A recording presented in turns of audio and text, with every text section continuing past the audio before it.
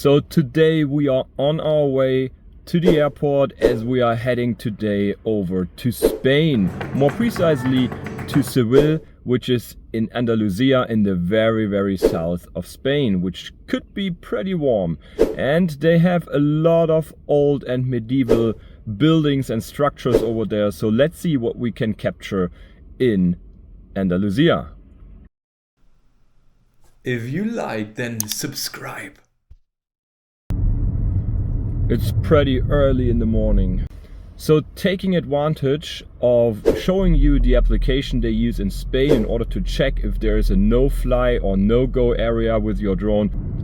Having a lot of traffic today on the streets here in Bremen. This application is called Drone and Air. So recently arrived at Munich airport. As I'm just traveling with hand luggage, I decided to take only my Mini 4 Pro with me. What you need when you're traveling by plane, I'm gonna show you right now. Alright, while traveling with only carry-on luggage, ensuring compliance with safety regulations is absolutely crucial. To safeguard the drone's batteries from ignition, I acquired these silicone protective caps for the Mini 4 Pro batteries charging ports. This should prevent potential short circuits. As you can see, these small caps can be easily attached to the batteries. Well, it is one cap each battery. However, the primary focus is laying on storing the lithium polymer batteries.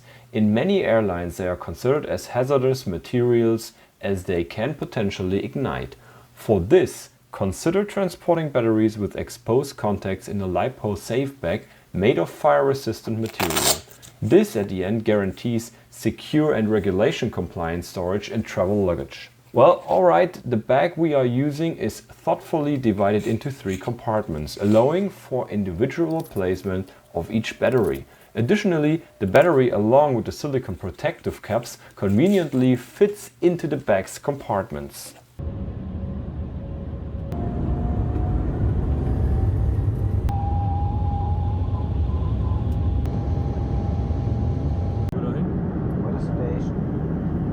Okay folks, while flying to Seville, let's take a look at the setup I have with me. First, of course, the drone. The gimbal is always very movable, which is generally not a problem, but during air travel and longer journeys I prefer to have it extra secured. To achieve this, I use the original foam provided by DJI when the drone was delivered and attach it behind the camera unit.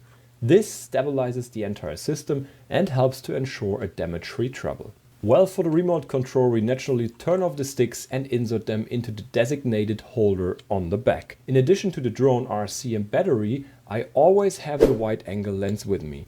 If you want to know how it works, just click on the link displayed in the top right corner, showing the video where I explain you everything about it. Furthermore, the ND filters should not be missing from the luggage. The little box is pretty small and takes up hardly any space, as it only contains 3 pieces. Also a must-have is an SSD hard drive. I have one from Samsung with me, the link is in the description below. Then, very important, a card reader for micro SD and SD cards that has both USB and USB-C ports, so I can transfer the drone footage directly to my phone.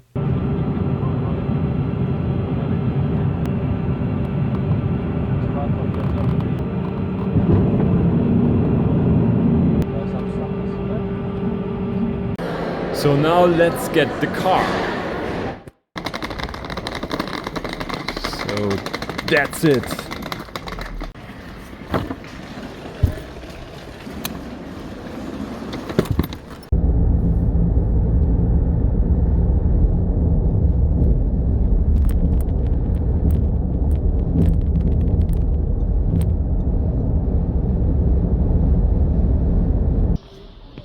Welcome to Carmona, one of the oldest towns in Spain. Even the old Romans knew about this great location, and we know about theaters, old Roman bridges and other ruins that you can visit. So if you plan to be in Andalusia, Spain, then this is one of the towns you should have visited. Flying a drone in Spain is not that easy as you might expect it. In all urban areas it is forbidden to fly your drone.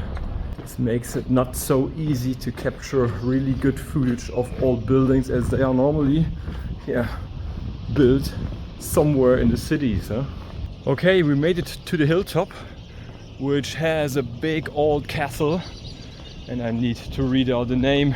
It's Alcázar de Arriba o del Rey Don Pedro. So, quite nice spot. There's also a hotel inside. And now let's see if we can capture some aerial footage.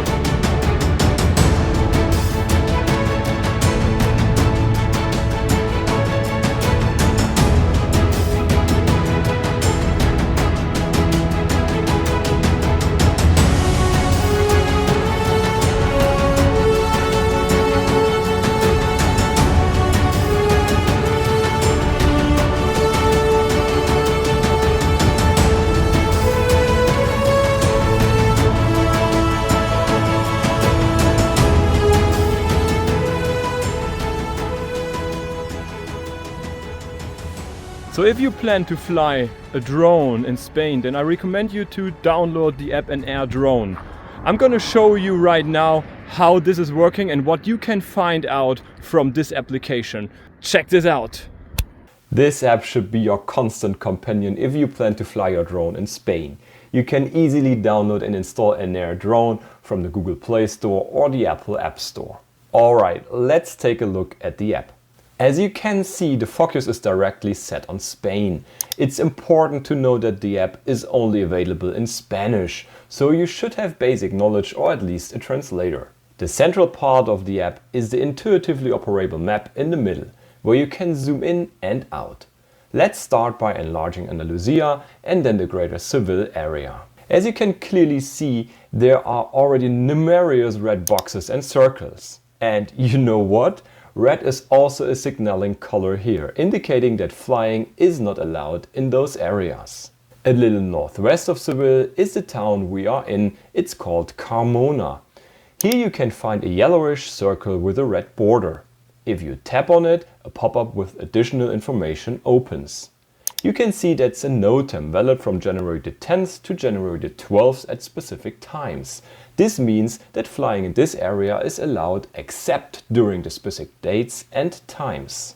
So let's move to a red field and select it. Here we can already see by the color that's a no-fly zone. More precisely, it's a safety zone for ultralight aircraft. You'll also find the contact details of the responsible authority, so you can call them and request permission if you want to.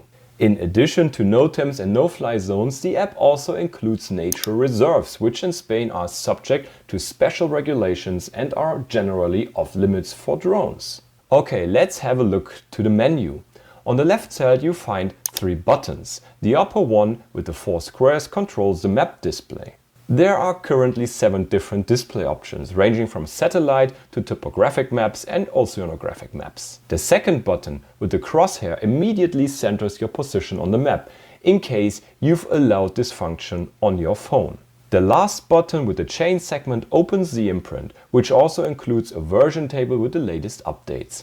And at the very bottom there's a 4th button with a gear on it. Here you can make some minor settings. At the top, let me also point out the search field, which works exceptionally well and features an autofill function. Just enter the destination and the map will instantly jump to the respective position. So today we are taking the high-speed train AVE from Seville to Madrid.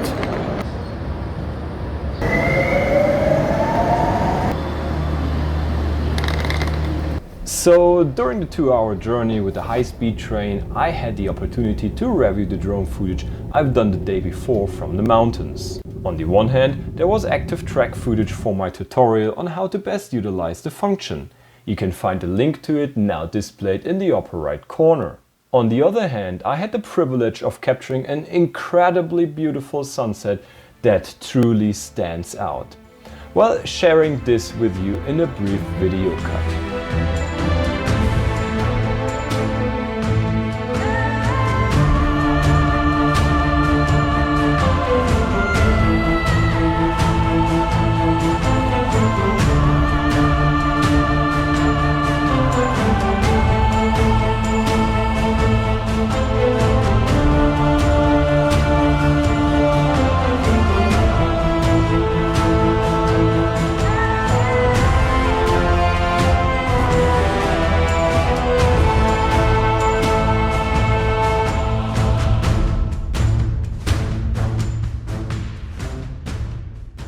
Well, afterwards I took advantage of the remaining time to gather information about the airspace in Madrid.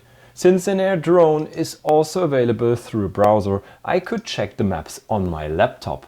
Unfortunately, as you can see, the result was quite sobering. I could, of course, have figured it out on my own, well, just by logic, as Mr. Spock would say. Nevertheless, Madrid has a pretty big airport and, on the other hand, is one of the largest metropolitan regions in Spain. It quickly became clear that the DJI Mini 4 Pro would not be able to take off again before I fly home. Madrid also offers numerous fantastic views from the ground, as you can see right now. Okay folks, here's the key information for Spain summarized for you. First, maximum flight altitude 120 meters - 400 feet. Second, fly only within visual line of sight. Third, avoid urban areas and crowds. Fourth, maintain a safety distance of 1 kilometer from houses. Fifth, do not fly at night. Sixth, avoid flying in military facilities. Seventh, attach the operator number according to European regulations to the drone. Eighth, every pilot must have liability insurance. Ninth, the drone operation is regulated by the Agencia Estatal de Seguridad Aérea, AESA. Always familiarize yourself with drone no-fly zones, as there are sensitive fines or even imprisonments in Spain. Okay guys, just arrived at Madrid airport and that's it for today. I hope I could help you a bit when planning a possible travel to Spain and what to take into consideration. Thanks for watching. We'll catch you soon with another video. So have a good day. See you. Bye bye.